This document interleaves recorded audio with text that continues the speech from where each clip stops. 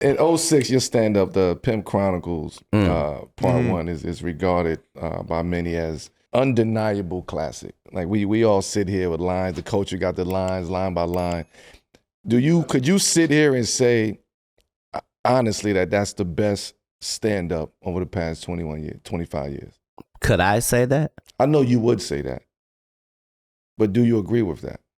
In the comedy realm that I came into, most comedians had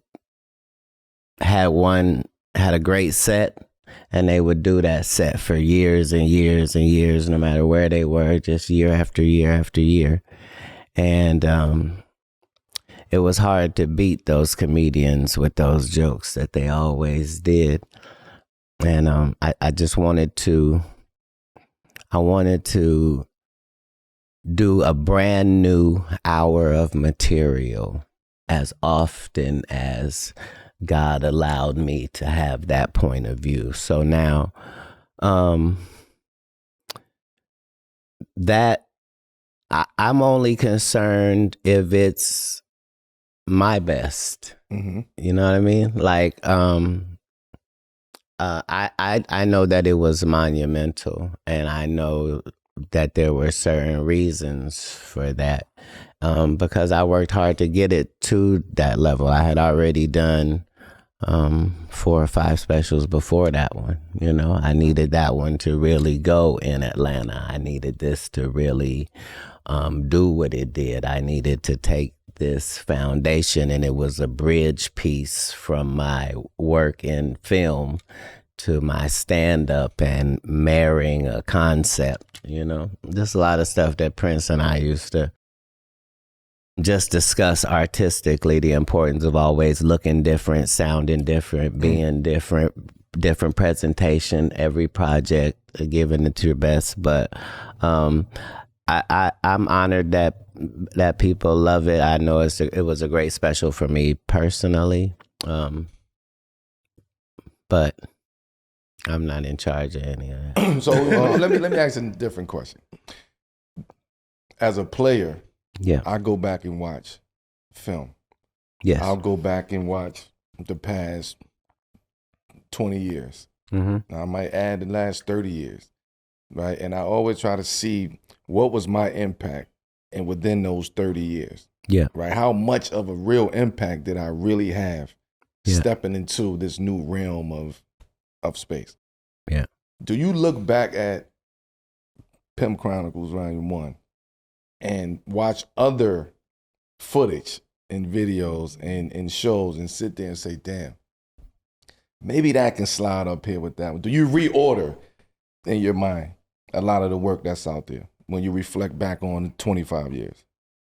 Because there's some great shows that's out there, some great stand-ups that's out there.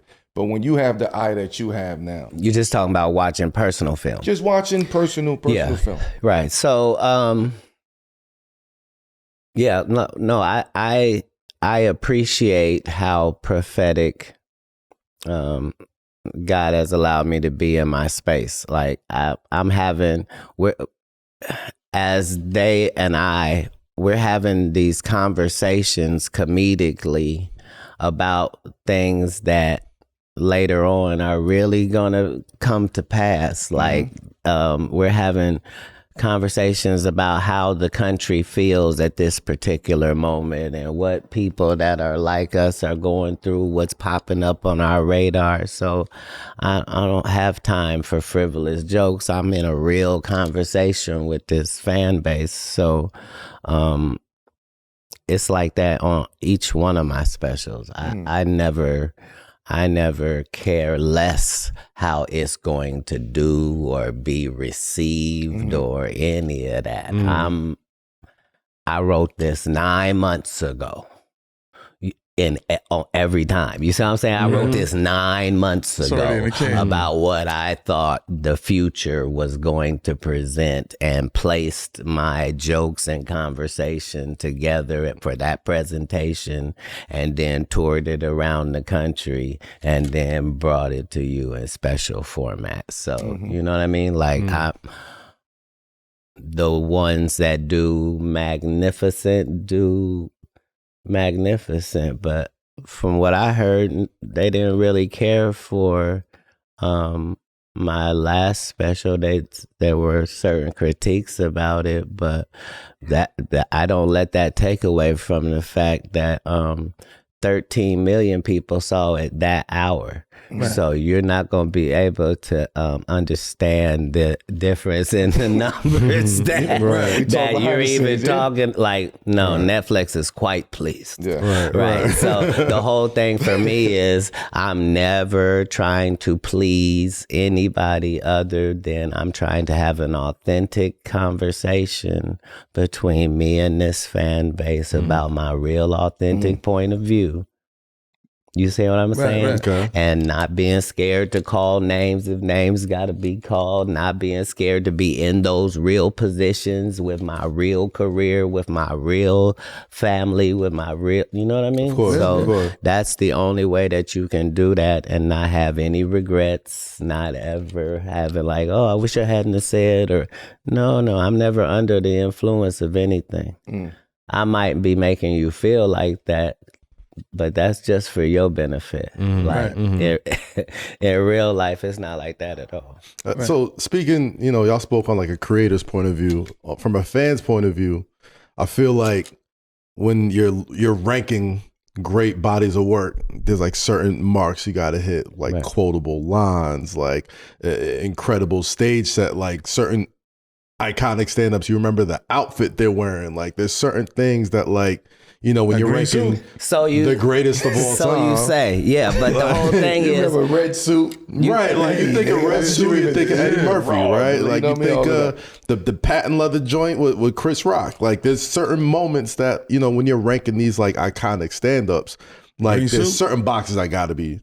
Richie with the red suit. Hey, I was trying to go a different way because the whole thing is, what bothered me is the fact that Eddie Murphy only got 2 specials. Chris Rock got 4 specials. Like, we would have liked 17 specials from both of those guys as a fan base. You know what I mean? So my decision was, when I get in that position as a comedian, like, I'm going to feed my people. My people going to eat. What's my product? A comedy special? Oh, they can expect one every rotation. I should be on my 23rd 100 city tour by now. If it come to feeding, I'm a caterer. You see what I'm saying? For sure. For sure. You can do that if you're independent and you the only person telling you what to do, and you don't have no boss, and your deal is with the arenas and you own percentage, and the percentage is as high as it can legally be. Like, what more do I want from God? I just want to go do a good job. All right, so let me switch up from stand up to TV and movies, because I feel like if there was like an award for like greatest cameo, greatest feature, greatest like scene stealer, like in almost all of your movies, you've always had like a scene where everyone like you just steal it, whether it's Next Friday, whether it's, what you just did with Keke Palmer, One of Them Days. Atlanta, you had an incredible guest appearance there with the alligator and it gets an Emmy and all this type of stuff. Like, just, you have an ability to make the most with less when it comes to TV time. Even from My Wife and Kids, when you would pop up on there, like, you would just have these moments. What's the secret to that? What's the secret to making the most out of less when it comes to television? Stand up, you got all that time, you got a blank canvas. TV, movies, it feels like I got this time, I got to make the most of it. How do you approach that? Well, now in retrospect, if they didn't give me the starring role of a movie, my job is to make a starring role out of the part I do have, right? And so I don't have another concern in this movie other than how well this character does in this movie. Understanding that if I do well with this character, it's going to help everybody. The whole movie is going to be better for this performance that I'm going to do. Because whatever is on this page, all I'm trying to do is to deliver that person as a real person, and they're also going to be funny. And that's my only job. And so that's my concern in every part of the scene and every piece of it. When I come prepared. Like, I come to work. This is 101. This ISO. Like I don't want to say that I don't want the starring role, but I'm saying I don't require it because clearly you want somebody else to be in it. Nah. That's just no. I'm saying whoever this casting person is. I'm saying clearly that role you see somebody else in that. Right. I was about to say, and I'm fine with that as well. This little minuscule role here. What am I playing? The homeless man in one of them days. Right. Yep. I don't require them to make any adjustments to this script because this Katt Williams playing this homeless man. I don't need more lines. I don't need to change up the wardrobe. I don't need none of that. All I need to do is come in and do a good job, and the movie should do really well because this is a comedy, and that's what I do. Is I deliver these roles. So it's not just making more with less as it pertains to movies. It's in general. And I think if you're 5'5", your relationship should help you. So you mentioned Prince before, and the parallel between music and comedy, where you could kind of sit in a sound or in a set, you know what I'm saying, for a minute, or you could expand beyond what you already done. You said yourself like you don't like to recycle stuff. Like every special is new stuff. How do you manage that? You know what I'm saying? Because it's tough. A lot of comedians, they'll do, like you said, a year or multiple years of just the same set over and over and over and over again because it hits. Well, there's a benefit to that. I'm saying the more they do it, the better they're getting at it. So I understand that part of it as well. Practice makes perfect. But I was trying to.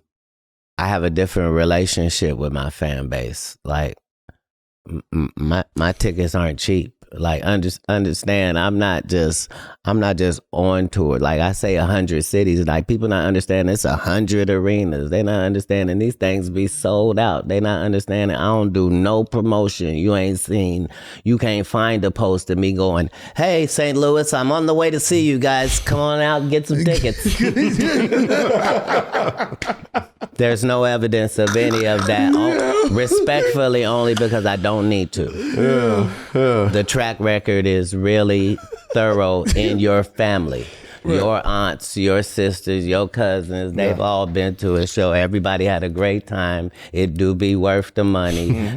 He brings other people out that's not him, and they funny too. All the bad bitches be there. All the real motherfuckers be there. It really is a vibe. It really is. So, we're blessed to have that as our situations.